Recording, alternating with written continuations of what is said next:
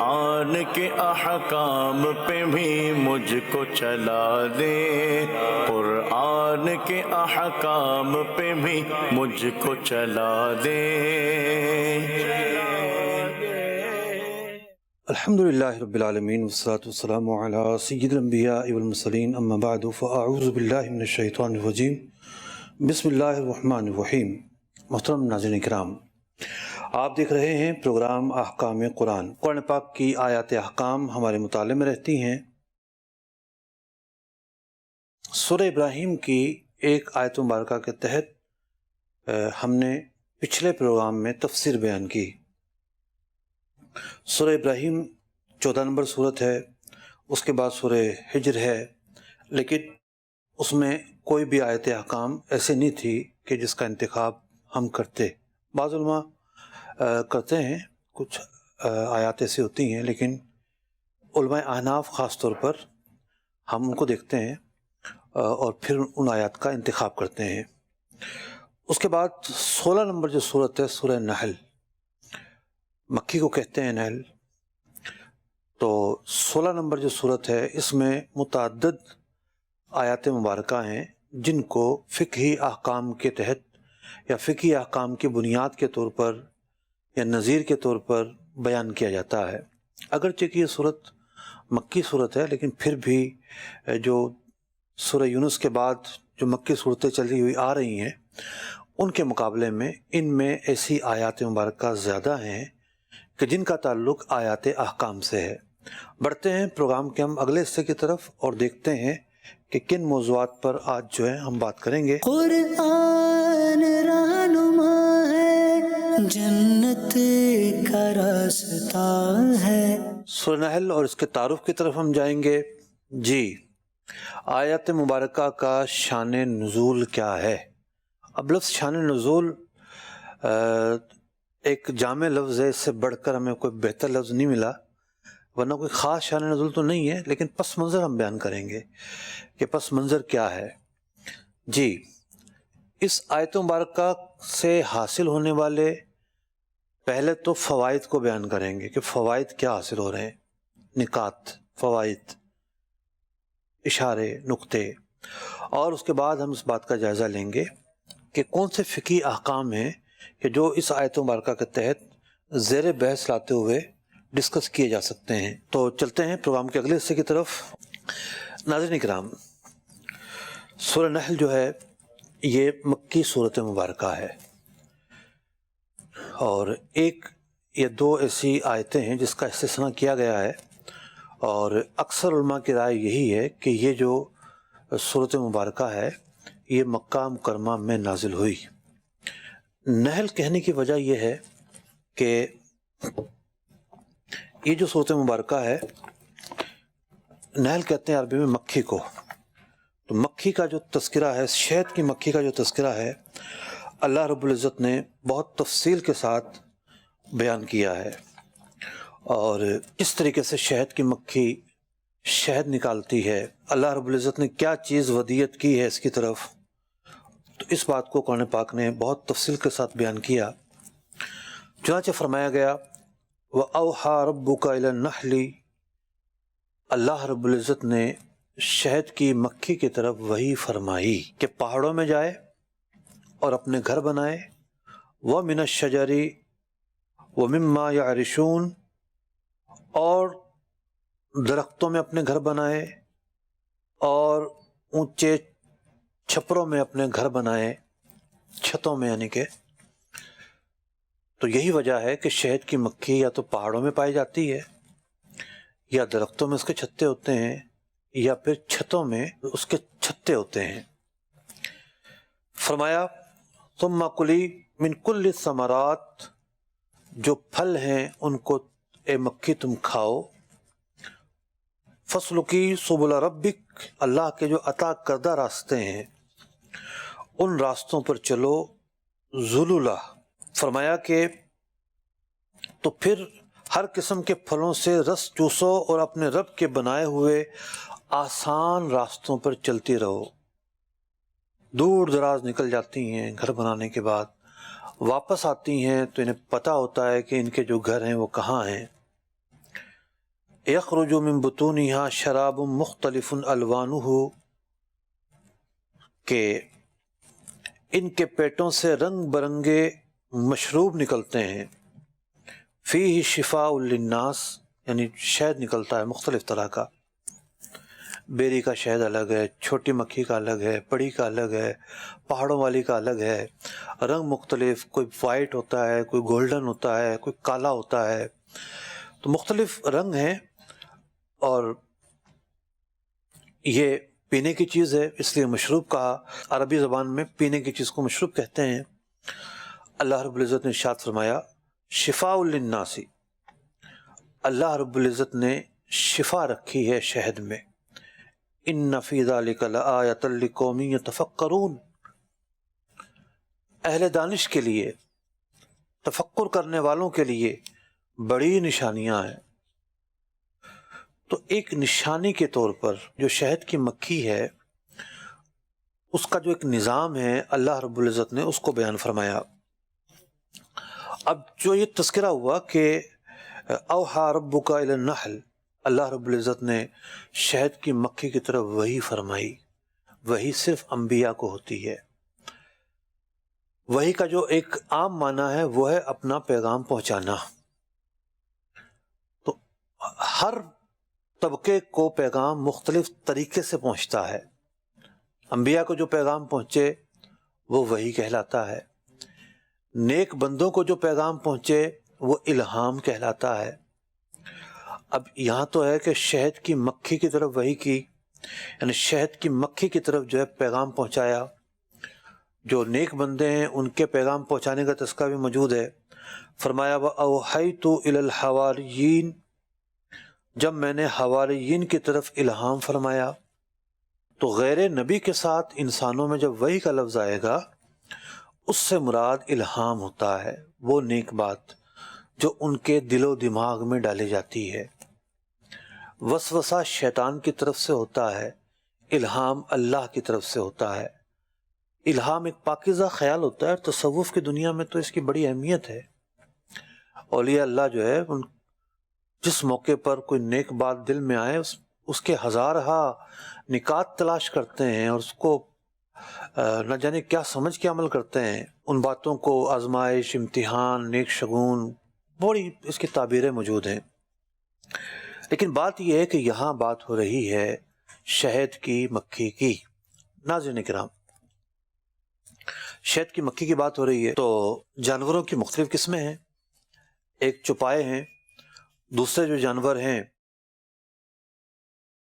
پرندے ہیں، اور تیسرے جو جانور ہیں وہ حشرات الارض ہیں۔ تو جانور کوئی بھی ہوں، تو جانوروں کو وحی کرنا یا الہام کرنا، اس کا کیا معنی ہے؟ دیکھیے، اس حصے کے تحت علماء نے ایک بحث کی۔ وہ بحث یہ کی کہ آیا کہ جانوروں کو عقل ہے یا نہیں؟ اس میں علماء مختلف ہیں، لیکن اس بات میں کوئی شک نہیں ہے کہ جانوروں کو شعور سے ایک حصہ ملا ہوا ہے، انہیں سوجھ بوجھ سے ایک حصہ ملا ہوا ہے۔ انسان کی طرح کوئی عقل کی طرح نعمت تو ان کے پاس نہیں ہے، لیکن سوجھ بوجھ کا ایک حصہ ان کے پاس ہے۔ یہی وجہ ہے کہ جانور بہت ساری باتوں میں جو ہے وہ سمجھداری سے کام لیتے ہیں۔ آپ کتے کو دیکھ لیجئے، بہت سارے اوصاف اس کے ایسے ہیں کہ جو انسان کو حیرت میں ڈال دیتا ہے۔ ایک کامن چیز بڑی واضح ہے، وہ یہ ہے کہ اللہ رب العزت نے ہر جانور کو ایک مزاج عطا فرمایا ہے، ایک طبیعت عطا فرمائی ہے، اور وہ طبیعت اللہ کی ودیت کردہ ہے، اللہ کی عطا کردہ ہے۔ ورنہ یہاں بچہ پیدا ہوا اور وہاں تھن کی طرف بھاگتا ہے۔ کس نے سکھایا اس کو کہ تمہاری جو غذا ہے، تمہارے ماں کے جو تھن ہیں اس کے اندر ہے؟ مچھلی کا بچہ پیدا ہوتا ہے اور وہ تیرنا شروع کر دیتا ہے، کس نے سکھایا ہے اس کو؟ تو بات یہ ہے کہ جانور کی طبیعت میں اللہ رب العزت نے بہت ساری چیزیں رکھ دی ہیں، مختلف جانوروں کی طبیعتوں میں مختلف چیزیں رکھ دی ہیں، یہ اپنی ان طبیعتوں کے مطابق، ان چیزوں کے مطابق چلتے ہیں۔ تو یہاں جس بات کا تذکرہ ہو رہا ہے وہ یہ ہے کہ شہد کی مکھی پہلے تو گھر بناتی ہے، اور علماء نے بیان کیا کہ اس کا جو گھر ہے وہ مسدس ہوتا ہے، 6 کونے والا ہوتا ہے، مربع نہیں ہوتا۔ تو 6 کونے والی جو چیز بنائی جاتی ہے اس میں لیکیج نہیں ہوتا، تو چونکہ اس کے اندر شہد ہوتا ہے، شہد میں لیکیج نہ ہو، یا اس کا جو راستہ ہے وہ مکمل راستہ اس کو ملے اور بند کر لے پھر یہ جو وہ گھر بنا رہی ہے، تو مسدس گھر بنایا جاتا ہے۔ تو ایک کہاں گھر بنانا ہے؟ اللہ کی طرف سے عطا کردہ جو فطرت انہیں نصیب ہوئی اس سے انہوں نے یہ بات سیکھی۔ اچھا، پھر اس گھر میں کیا کرنا ہے، کس انداز پر جانا ہے؟ تو 3 مقامات ان کے بیان کیے قرآن نے، کہ پہاڑوں میں، یا پھر درختوں میں، یا پھر چھتوں پر۔ اور تینوں چیزوں میں ایک بات کامن ہے کہ یہ کہیں بھی گھر بنائے، اس کی جو غذا ہے وہ غذا نباتات میں ہے۔ یہاں اگرچہ کہ ثمرات کا لفظ ارشاد ہوا، مطلب زیادہ تر یہ ہوتا ہے کہ پھولوں سے یہ رس چوستی ہے پھولوں کا، اور وہاں سے رس لے کر شہد کے چھتے تک آتی ہے، یعنی اپنے چھتے تک آتی ہے، اپنے گھر تک آتی ہے۔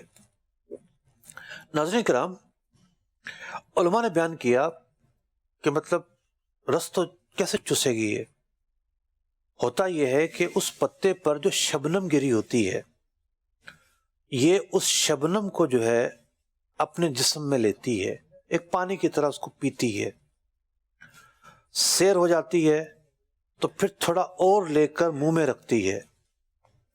پہلے اس نے اپنی پیاس بجھائی اس شبنم سے، پھر اس نے اس شبنم یا اس گیلے پن کو، یا قطرہ ہے تو قطرے کو اپنے منہ میں رکھا، اور اس کے بعد یہ چھتے تک لے آئی، اور اس نے وہ ذرات اب چھتے میں لا کر ڈال دیے۔ اب ان ذرات سے شہد بھی بنتا ہے، اور یہ ذرات ان کے اپنے غذا میں بھی استعمال ہوتے ہیں۔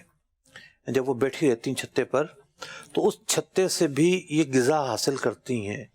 تو یہ ان کا ایک نظام ہے۔ ثم کلی من کل ثمرات، پھلوں کے پاس جاؤ۔ اب دیکھیں شبنم، آج سائنس نے جو ہے وہ ہوا سے پانی کشیدنے کی مشینیں ایجاد کر لی ہیں۔ کسی صحرا میں بندہ وہاں وہ ہلکی پھلکی مشینیں لگائے تو پانی بن جاتا ہے۔ تو آلریڈی پانی ہوتا ہے، تو ضروری نہیں کہ یہ پانی پھولوں پر ہی ہو۔ جیسے بیری کا شہد جو ہے مشہور ہے، تو بیری کے پھول پر تھوڑی بیٹھتی ہیں خالی، یہ بیری کے پورے اپنا جو پتے ہیں وہاں پر بھی یہ بیٹھ سکتی ہیں، ان پتوں سے بھی ان کو ایک غذائیت ملتی ہے۔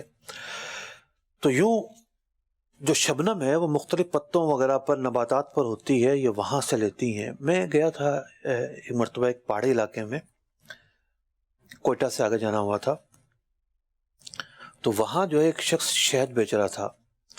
پہلے تو میرے ذہن میں آیا کہ یہ پہاڑ زیادہ ہے یہاں کہاں سے شہد آ گیا؟ لیکن بہرحال میں نے خریدا، استعمال کیا، بہت کمال کا شہد تھا، اس کی خوشبو ہی الگ تھی۔ تو مطلب ہر علاقے میں الگ خوشبو کیوں نہ ہو، قرآن نے کہا مختلف الوانہ، مختلف قسم کی جو شہد پھر اس سے پیدا ہوتے ہیں۔ تو اس کے بعد پھر یہ جو پورا نظام ہے کہ جناب اس کو سوجھ بوجھ ملنا، اس کا جانا، ایک فیکٹری ایجاد کرنا، اور ایک فیکٹری آ کے بنانا ہے شہد کا چھتا، ایک پوری فیکٹری ہے۔ اور اس کے بعد باقاعدہ منظم انداز میں چلنا، ایک ان کی ملکہ ہوتی ہے، اس کا سائز عام طور پر بڑا ہوتا ہے، تھوڑی موٹی سی ہوتی ہے، اور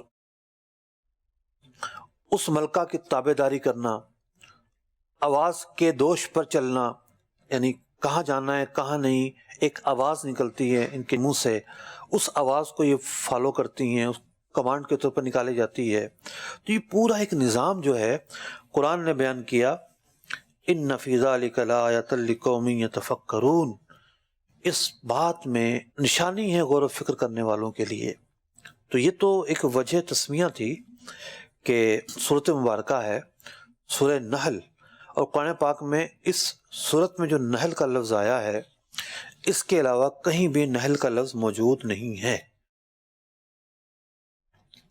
اب شہد کو لے کر بہت سارے فقہی مسائل ایسے ہیں کہ جس پر بحث کی جاتی ہے. مثال کے طور پر فقہا نے بیان کیا کہ جو حشرات الارض ہیں، کسی بھی حشرات الارض کا کھانا حلال نہیں ہے. تو شہد کی مکھی کا تعلق بھی حشرات الارض سے ہے. جیسا کہ میں نے بیان کیا کہ 3 قسم کے جانور ہوتے ہیں، چوپائے، دوسرے رینگنے والے، تیسرے جو ہیں وہ پرندے. تو اگرچہ کہ الگ الگ نام ہیں، تو جو رینگنے والے ہیں یہ حشرات الارض کہلاتے ہیں. مکھی ہو گئی، مچھر ہو گئے، یہ چیزیں بھی جو ہیں وہ حشرات الارض کہلاتی ہیں. تو کسی بھی قسم کے حشرات الارض کا کھانا حلال نہیں ہے. وہ سیپی ہو، لال بیگ ہو، وہ کوئی اور چیز ہو، ان میں سے کسی چیز کا کھانا حلال نہیں ہے.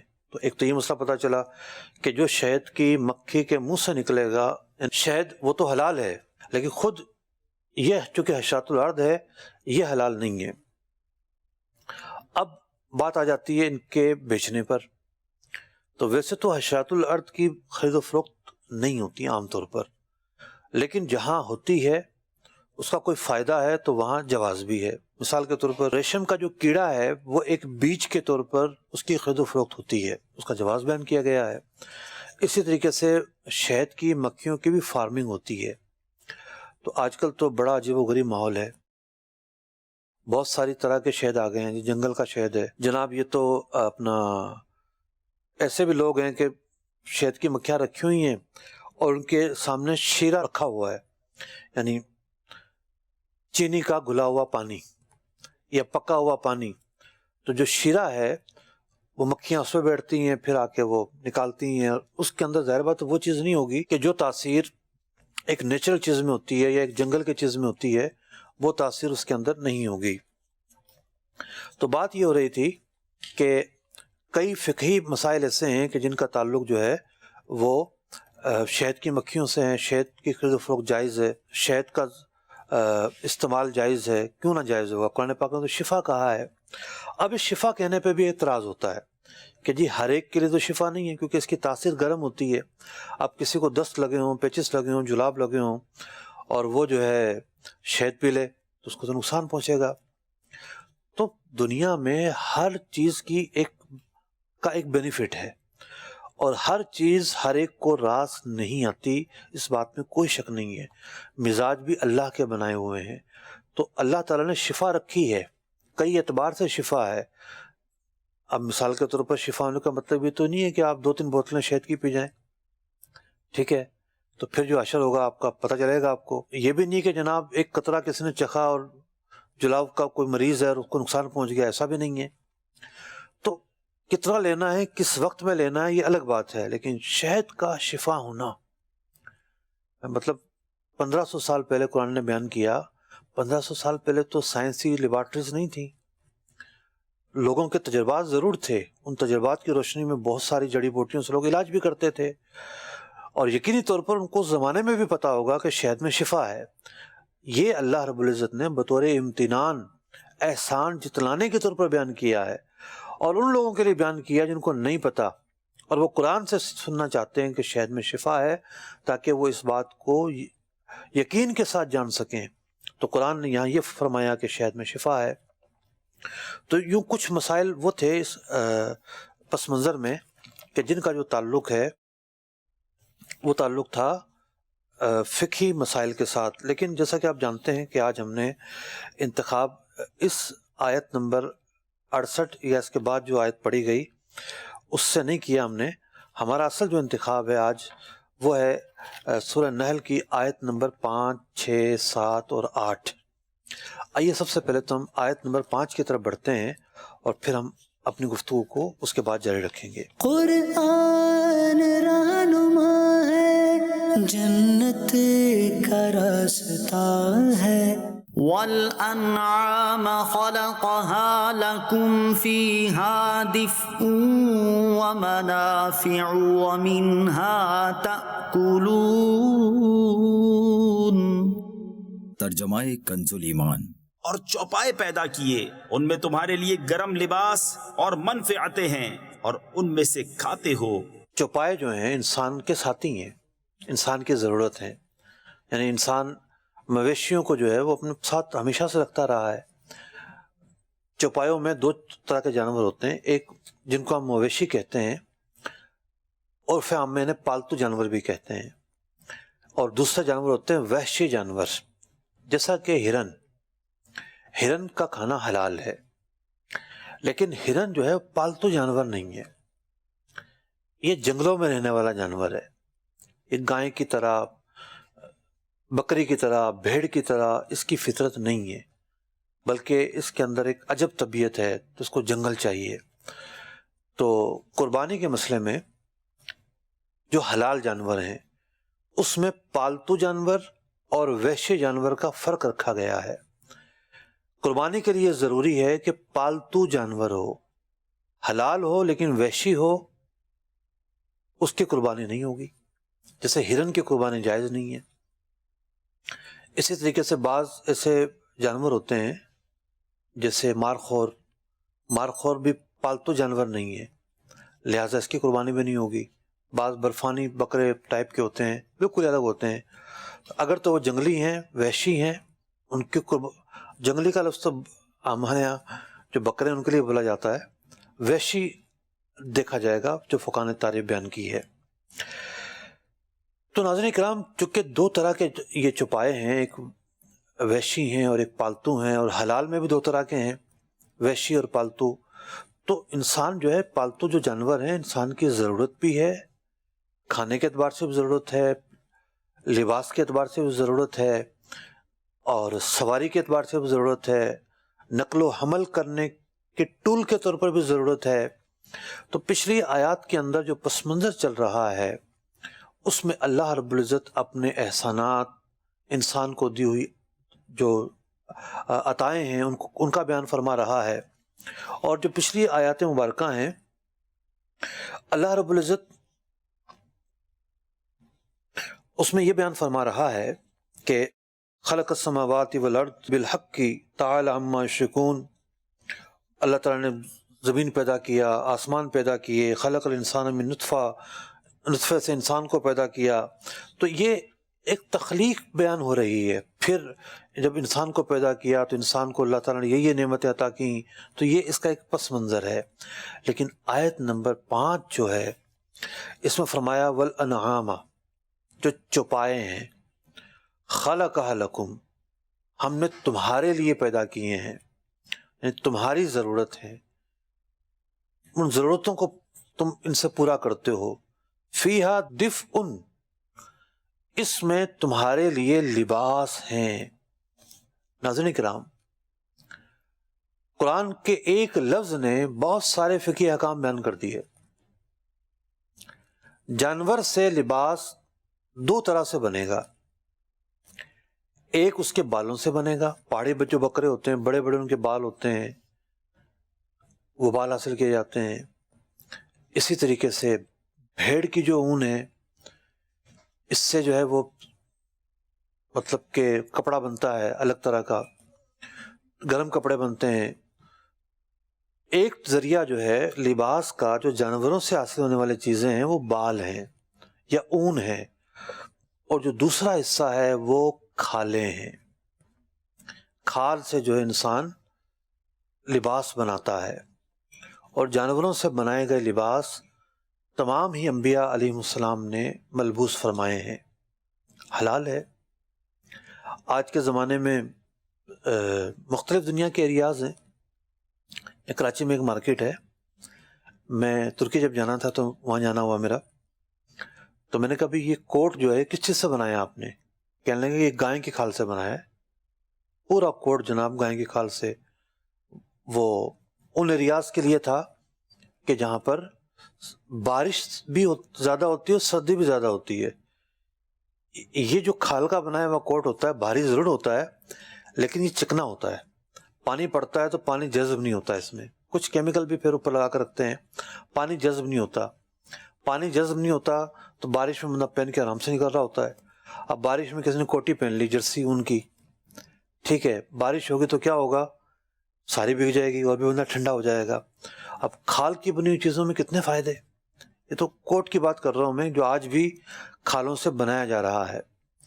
اب بات یہ آ جاتی ہے کہ کھال اور حلال اور حرام، چونکہ ہمارے پروگرام کا جو موضوع ہے وہ موضوع ہے حلال و حرام کے احکام بیان کرنا۔ ناظرین کرام، کھال جو ہے وہ انسانی ضرورتوں کا ایک بہت بڑا ماخذ ہے۔ یعنی آج کے دور میں کیا پرس، کیا جوتے، کیا بیگ، کیا جو ہے وہ بہت ساری چیزیں، بہت سارے لوگ تو اپنی کشن بھی کھالوں کے بنواتے ہیں، بہت سارے استعمالات ہیں کھالوں کے۔ تو اس وقت ہم ایک گلوبل ولیج میں رہتے ہیں، دنیا ناؤ اے گلوبل ولیج۔ ہمارے شہر میں جو چیزیں دستیاب ہیں ان کا ماخذ اس شہر سے پیدا ہونے والی چیزیں نہیں ہیں۔ یہاں جرمنی کی بھی چیز موجود ہے، تو جاپان کی بھی موجود ہے، تو فلاں جگہ کی بھی موجود ہے، ہر جگہ کی موجود ہے۔ تو اس لیے ہمیں ایک بہت وسیع پس منظر میں چیزوں کو ڈسکس کرنا ہوتا ہے۔ کھال جو مسلمان جن جانوروں سے حاصل کرتے ہیں وہ حلال جانور ہوتے ہیں، اور مسلمان جن جانوروں کو حلال کرتے ہیں، یعنی حلال جانوروں کو جب حلال کرتے ہیں تو جو شرعی طریقہ اس کے مطابق حلال کرتے ہیں، اس لیے حلال کرنا اس کو کہا گیا۔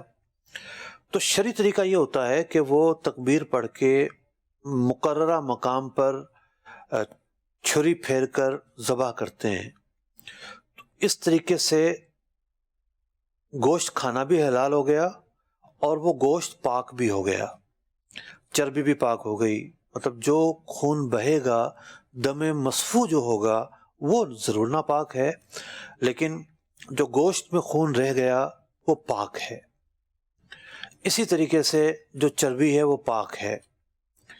اب چونکہ کھال کے ساتھ عام طور پر چربی ملی ہوئی ہوتی ہے، چربی کھال کے ساتھ لگی ہوئی ہوتی ہے، تو یہ کھال پاک ہے، لیکن اس کو بدبو دور کرنے کے لیے نمک لگایا جاتا ہے یا دھوپ میں سکھائی جاتی ہے۔ وہ چربی اگر اس کے ساتھ لگی رہے گی تو اور زیادہ بو کرے گی، تو چربی بھی ہٹا لی جاتی ہے، پھر اس کو سکھایا جاتا ہے، بو دور کی جاتی ہے۔ اس عمل کو دباغت کہتے ہیں۔ یہ تو ایک کامن پریکٹس۔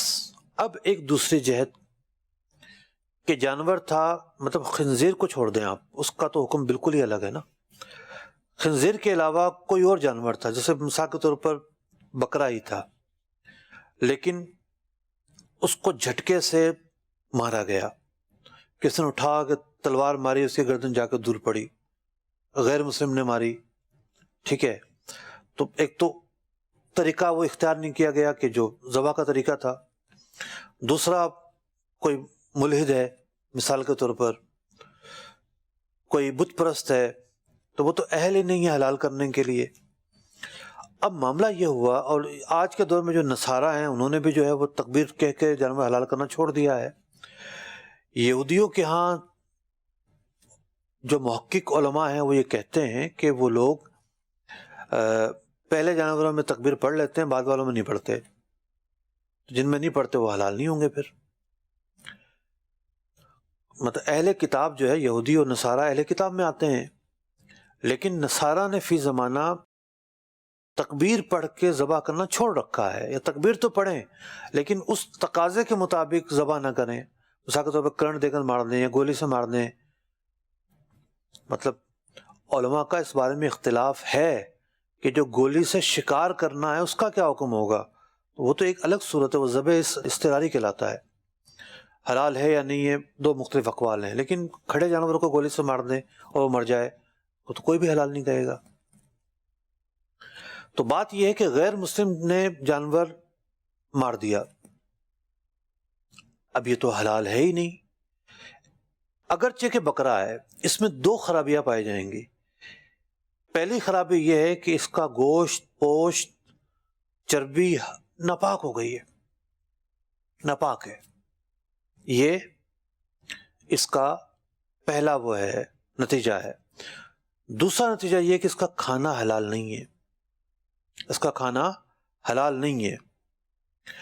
اس کا کھانا حلال نہیں ہے تو ٹھیک ہے، سمجھ میں آتی ہے بات، لیکن جو ناپاکی کا حکم لگ رہا ہے اس پر، تو اب اس کی کھال کا کیا حکم ہوگا؟ کھال کے ساتھ بھی ظاہر بات ہے چربی لگی ہوتی ہے۔ تو علماء لکھتے ہیں کہ اگر ایسی کھال دباغت کے عمل سے گزار دی جائے، یعنی وہی طریقہ کہ نمک لگا دیا.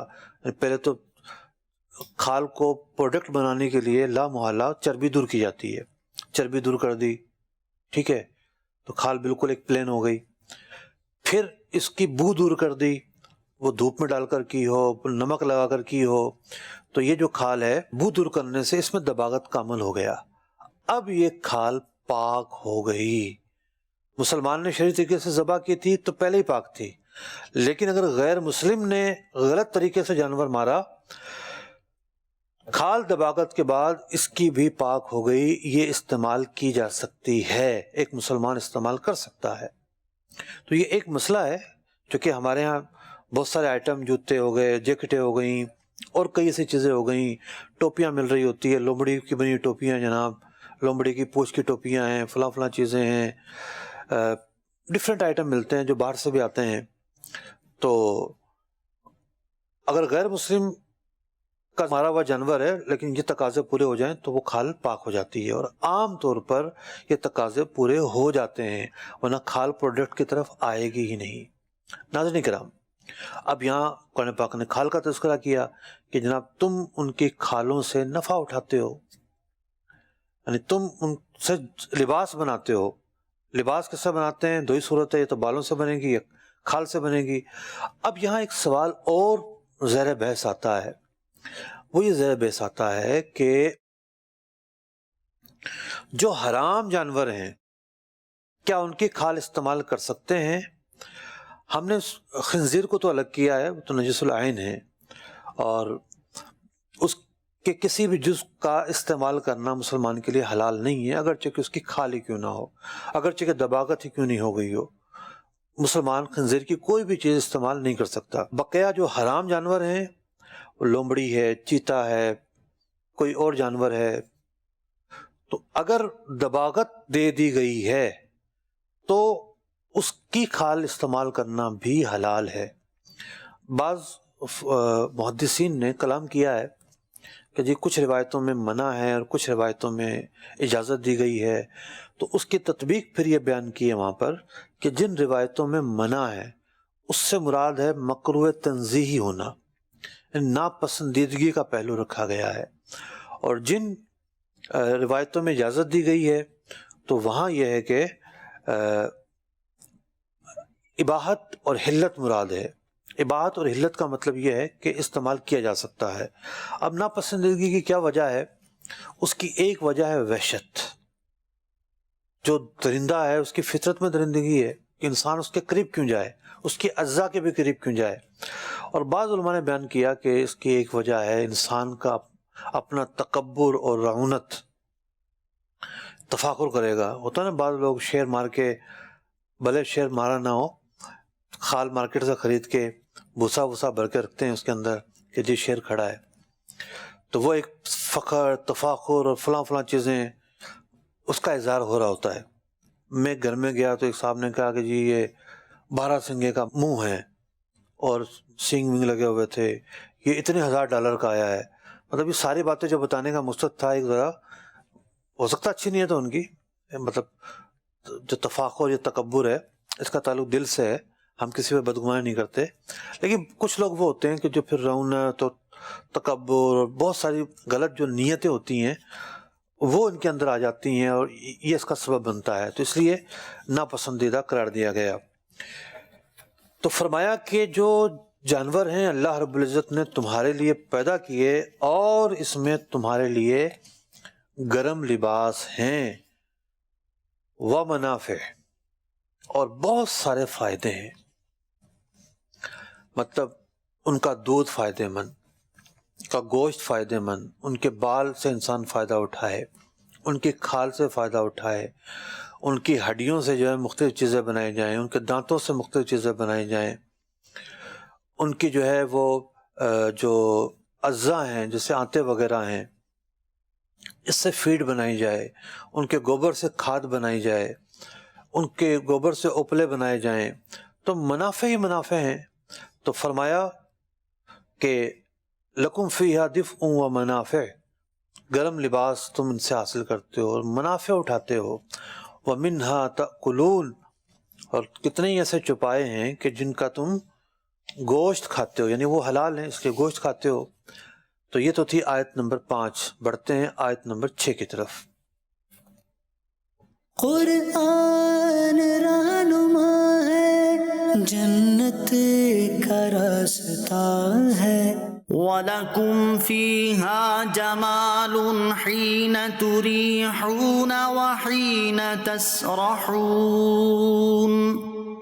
ترجمہ کنز ایمان. اور تمہارا ان میں تجمل ہے جب انہیں شام کو واپس لاتے ہو اور جب چرنے کو چھوڑتے ہو. کیا اسلوب ہے، اللہ اکبر.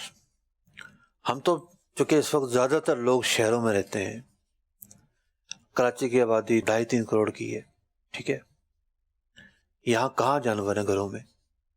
یہاں کہاں لوگ گھوڑوں پہ بیٹھ کے جاتے ہیں؟ یہاں کہاں لوگ بیل لے کر نکلتے ہیں اور اس سے ہل جوتتے ہیں؟ لیکن جہاں جانور پالے جاتے ہیں تو انسان کو ایک انسیت ہے جانوروں سے، ایک انسیت ہوتی ہے. تو قرآن نے فرمایا یہ تمہارا تجمل ہے، تم ان سے جمال، رونق حاصل کرتے ہو، زینت حاصل کرتے ہو. ایک فطری حسن ہوتا ہے. ایک آدمی گھوڑے پہ بیٹھ کے جا رہا ہے جناب، ایک فطری حسن رکھا ہے اللہ تعالیٰ نے جانوروں کے اندر. تو انسان ان کے فطری حسن سے فائدہ اٹھاتا ہے. ان کو جب پالتا ہے تو چونکہ یہ فطرت ہے. مثال کے طور پر کسی نے طوطے رکھے ہوئے گھروں میں، تو اب بڑی اداسی ہے جناب ہیں، اور 100 فکریں انسان کو، لیکن وہاں سے وہ چوں چوں چوں چوں چوں چوں بول رہے ہیں، باتیں کر رہے ہیں آپس میں. آسٹریلین طوطے طرح طرح کے ہوتے ہیں اور مختلف رنگوں کے ہیں، اڑ رہے ہیں، باتیں کر رہے ہیں. تو ان کی حیات تو چل رہی ہے، وہ تو غموں سے آزاد ہیں. ایک غم سب سے بڑا تھا، وہ ان کو لائق ہو چکا، وہ بھی انہوں نے قبول کر لیا، یعنی پنجرے میں آنا. لیکن ان کو دیکھنے سے ایک خوبصورتی کا احساس، ایک فرحت کا احساس اور ایک تازگی کا احساس ہوتا ہے. تو جس طریقے سے اللہ رب العزت نے سبزے کو ہمارے لیے تازگی کا سبب بنایا ہے، ہریالی کو تازگی کا سبب بنایا ہے، اسی طریقے سے جانوروں کو بھی اللہ رب العزت نے ہمارے مزاج کی تازگی کا سبب بنایا ہے، ہمارے لیے زینت کا سبب بنایا ہے. تو فرمایا وَلَكُمْ فِيهَا جَمَال، تمہارے لیے جانوروں میں جمال ہے. حِينَ تُرِيحُونَ وَحِينَ تَسْرَحُونَ، جب تم شام کو واپس لا رہے ہوتے ہو، شام ہو رہی ہے، پرندے اپنے گھروں کو جا رہے ہیں، سورج غروب ہو رہا ہے. اور یہاں تو ہم سورج کو نہیں دیکھ پاتے غروب ہوتے ہوئے، اتنا حسین نظارہ ہوتا ہے سورج کا. وجہ کیا ہے؟ بلڈنگیں ہی بلڈنگیں ہیں. جو پہاڑوں کے رہنے والے نہیں دیکھ پاتے. اور پہاڑوں میں کیا ہوتا ہے؟ وادیاں ہوتی ہیں، وادی میں پھر پہاڑ آ گیا، کہاں دیکھیں گے؟ لیکن جو میدانی ایریاز ہوتے ہیں، میدانی ایریاز میں اگر موسم صاف ہو تو حد نگاہ 10 کلومیٹر میں ہوتی ہے. سورج ڈوبتا ہوا، سورج افق پر وہ جو ایک روشنی ہوتی ہے سورج کے ڈوبنے پر، اور ایک اس کا جو حالہ ہوتا ہے، اس کی جو اپنی ایک کیفیت ہوتی ہے تو الگ ہوتی ہے بالکل. میں ایک ملک میں گیا، چھوٹا سا ملک تھا، چھوٹا سا. اس کی ٹوٹل آبادی جو ہے وہ میرے خیال سے 5 لاکھ کی تھی. چاروں طرف سمندر. ہم گاڑی میں جا رہے، یہی وقت تھا، سورج غروب ہونے کے قریب تھا. میں سورج کو دیکھ کے حیران ہو رہا ہوں، اتنا دودھیا اجلا ہوا اور اتنا نکھرا ہوا سورج. یا تو ایک تو یہ کہ وہ علاقہ تھوڑا سا اونچا تھا، اور دوسرا پالوشن نہیں تھی، آلودگی نہیں تھی، فضا صاف تھی، ٹھیک ہے. تو وہ سورج کا ایک الگ نظارہ تھا وہاں. تو جو مظاہر کائنات ہیں یہ انسان کی روح کو بھاتے ہیں. تو فرمایا، تو ایک منظر کشی ہے یہاں پر کہ جب تم واپس آ رہے ہوتے ہو شام کو، تو میں شام کی بات کر رہا تھا، جانور بھی تمہارے ساتھ ہیں، یہ بھی مظاہر کائنات کا ایک حسن ہے جب یہ تمہارے ساتھ ہوتے ہیں. اسی طریقے سے جب تم ان کو چرنے کے لیے چھوڑتے ہو، اگر وہ صبح کا وقت ہے تو وہ بھی ایک کمال کا وقت ہوتا ہے کہ جناب صبح کے وقت پرندے چہچہا رہے ہوتے ہیں، درخت لہرا رہے ہوتے ہیں، ایک تازگی ہوتی ہے صبح کی. ساتھ میں پھر یہ جانور، یہ بھیڑیں ہیں، یہ بکریاں ہیں، یہ گھوڑے ہیں، تو ایک جمال ہے ان کے اندر. آتے ہیں اگلی آیت مبارکہ کی طرف. جی. قرآن رہنما ہے، جنت کا راستہ ہے. وَتَحْمِلُ أَثْقَالَكُمْ إِلَى بَلَدٍ لَّمْ تَكُونُوا بَالِغِيهِ إِلَّا بِشِقِّ الْأَنفُسِ إِنَّ رَبَّكُمْ لَرَءُوفٌ رَحِيمٌ۔ ترجمہ کنزُ الایمان۔ اور وہ تمہارے بوجھ اٹھا کر لے جاتے ہیں ایسے شہر کی طرف کہ تم اس تک نہ پہنچتے مگر ادھ مرے ہو کر، بے شک تمہارا رب نہایت مہربان رحم والا ہے۔ ناظرین کرام، اس آیت مبارکہ میں بھی جہاں جانوروں کے فوائد بیان کیے جا رہے ہیں وہیں فقہی احکام بھی ہیں۔ جانور بوجھ اٹھا کر لے کر جاتے ہیں تو جانور سارے اپنے تو نہیں ہوتے۔ پرانے زمانے سے جانور کرائے پر چلتے رہے ہیں کہ بھئی بار برداری کا جو کام ہے، سامان ہم لے کے جائیں گے، اتنے پیسے ہوں گے، اتنے نہیں ہوں گے، تو یوں جانوروں کو کرائے پر حاصل کرنا ضمنی طور پر اس نص سے جو ہے وہ ثابت ہو رہا ہے کہ کیونکہ انسان شروع سے ہی جانوروں یا تو اس کے اپنے جانور ہوتے ہیں یا وہ کسی سے ادھار مانگتا ہے یا کسی سے کرائے پر لیتا ہے۔ تو قرآن پاک نے فرمایا کہ جانوروں کا ایک فائدہ تمہارے لیے یہ ہے کہ یہ تمہارا بوجھ اٹھاتے ہیں۔ اِلَى بَلَدٍ لَّمْ تَكُونُوا بَالِغِيهِ، دور دراز جو شہر ہیں تم اکیلے سامان اٹھا کر نہیں جا سکتے تھے، یہ جانور لے کر جاتے ہیں، بلکہ دوسرے ملکوں میں بھی لے کر جاتے ہیں۔ یعنی جب ہم سیرت نبوی کا مطالعہ کرتے ہیں تو بہت سارے ایسے واقعات ہمیں ملتے ہیں کہ مکہ مکرمہ کے لوگ تجارت کیا کرتے تھے، ملک شام جایا کرتے تھے، یہاں کا مال لے کر وہاں جاتے تھے، شام کا مال لے کے مکہ مکرمہ آتے تھے۔ تو کس چیز پر لے کر آتے تھے؟ جانوروں پر لے کر آتے تھے۔ تو یہاں بلد کا لفظ اگرچہ کہ معنی جو ہے شہر ہے، لیکن یہ ملک کو بھی عام ہے کہ ایک ملک سے دوسرے ملک، ایک شہر سے دوسرے شہر، ایک جگہ سے دوسری جگہ۔ آج بھی پاکستان میں کتنے ایسے ایریاز ہیں، خاص طور پر نادرن ایریاز میں، جو اونچے ایریاز ہیں، گلگت ہو گیا، اس طرف کے جو ایریاز ہیں، وہاں پر انسان نہیں جا سکتا سامان لے کر۔ کھچر ہوتے ہیں، کھچروں پر رکھا جاتا ہے سامان، وہ لے کر جاتا ہے۔ جہاں راستے بنے ہوئے نہ ہوں وہاں پھر جانور چلتا ہے۔ ہر جانور بھی نہیں چلتا، اس ایریا کے اپنے جانور ہوتے ہیں، ہر جانور کی اپنی صلاحیت اور طاقت ہوتی ہے۔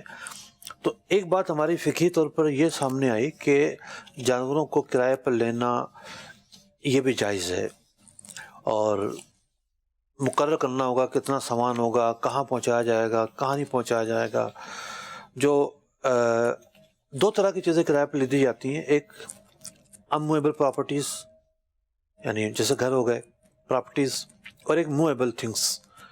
تو یہ جانور ہیں موویبل کے اندر آتا ہے، جیسے آج کل ہم ڈیکوریشن کا سامان کرائے پر لیتے ہیں، موویبل چیزیں ہیں، تو جانور بھی ایک موویبل کی مثال ہے، بلکہ الگ ہی ایک جنس ہے یہ، یعنی سواری کو کرائے پر لینا۔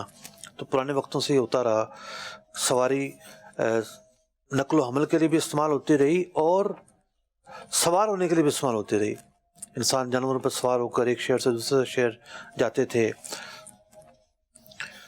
اگلی آیت مبارکہ کی طرف بڑھتے ہیں۔ قرآن رہنما ہے، جنت کا راستہ ہے۔ والخیل والبغال والحمیر لترکبوها وزینہ وَيَخْلُقُ مَا لَا تَعْلَمُونَ۔ ترجمہ کنز الایمان۔ اور گھوڑے اور خچر اور گدھے کہ ان پر سوار ہو، اور زینت کے لیے اور وہ پیدا کرے گا جس کی تمہیں خبر نہیں۔ جی ناظرین اکرام، بات جانوروں کی چل رہی تھی، اور اس لیے جو ہے وہ جن جانوروں سے فائدہ اٹھایا جاتا ہے ان کے نام بھی ذکر کر دیے گئے۔ یعنی فرمایا کہ اور گھوڑا، خچر، گدھا کہ ان پر سوار ہو اور زینت کے لیے، تو یعنی سواری بھی کرتا ہے انسان اور ان سے زینت بھی حاصل کرتا ہے۔ خچر جو ہے وہ گھوڑے اور گدھے کی ملاپ سے بنتا ہے، زیادہ طاقتور سمجھا جاتا ہے، گھوڑے کے مقابلے میں سستا بھی ہوتا ہے اور طاقت کے اعتبار سے ایک اپنی مثال سمجھی جاتی ہے کھچر. تو وہی تسلسل ہے کہ اللہ رب العزت احسان بیان فرما رہا ہے، اس نے انسان کو کیا کیا چیزیں عطا کی ہیں. آخر کا جو حصہ ہے وہ بڑا کمال کا ہے. بات سواریوں کی ہو رہی ہے، بات ایک شہر سے دوسرے شہر سفر کی ہو رہی ہے، بات ایک شہر سے دوسرے شہر نقل و حمل کی ہو رہی ہے. ناظرین کرام، قرآن پاک کے مخاطب کون ہیں؟ قرآن پاک کے پہلے مخاطب ہیں نزول قرآن کے وقت جو زندہ لوگ تھے. وہ قرآن نے ان سے خطاب کیا، اور پھر اس کا خطاب عام ہے، ہم سب کو عام ہے. جو ان سے باتیں ہوئیں وہ ہمارے لیے بھی ہیں. لیکن اللہ رب العزت حکیم ہے، حکمت والا ہے. تو اللہ رب العزت نے ان لوگوں کے جو ذہن تھے، ان لوگوں کی جو فطرت تھی، ان لوگوں کی جتنی صلاحیت تھی، اس کے مطابق ان سے کلام فرمایا.